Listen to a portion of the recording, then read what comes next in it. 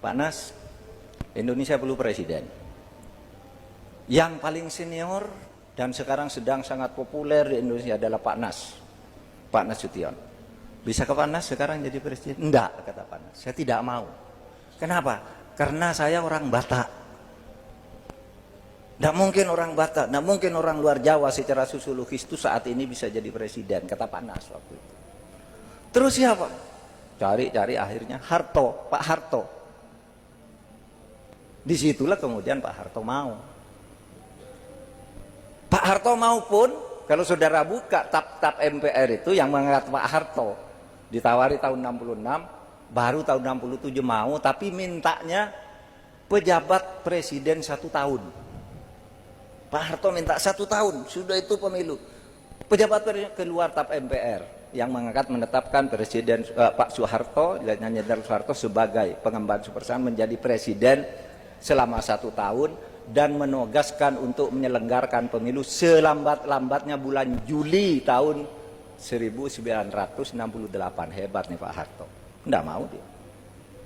Tapi karena ada hukum besi kekuasaan nih, bahwa kekuasaan itu korup. Wah, lalu mulai nih timbul begundal-begundal. Negara ini kalau Pak Harto yang bukan presiden hancur.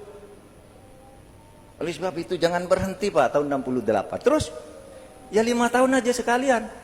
Sidang tahun 68 Pak Harto lapor, undang-undang pemilu belum siap. Saya minta diperpanjang jabatan presiden sampai dengan tahun 73. Oke, dibuat tap MPR lagi. Kamu perpanjang ya tahun 2003 sampai 1973, tetapi harap diadakan pemilu tahun 71. Siap, kata Pak Harto. Nah begitu, ini hukum besi kekuasaan berlaku lagi. Pak, Bapak harus bikin partai, Bapak harus tetap memimpin nih negara. Dibuatlah Golkar. Maksudnya agar Pak Harto punya kendaraan, lalu dibuat monoloyalitas. Semua yang tidak Golkar itu dibabat. NU, Muhammadiyah, dibabat semua. Termasuk ayah saya itu ditahan. Karena apa? Ayah saya itu PNS. PNS, kan waktu itu kalau PNS itu menjadi KPPS, kelompok panitia pemungutan suara. Nah ayah saya itu ketika mulai, saudara, ini pemilu. Kemarin udah banyak kampanye Golkar, tapi ini hari ini bebas memilih. Menggunakan hak suara, yang NU tetap milih NU. Nah itu ketua KPPS.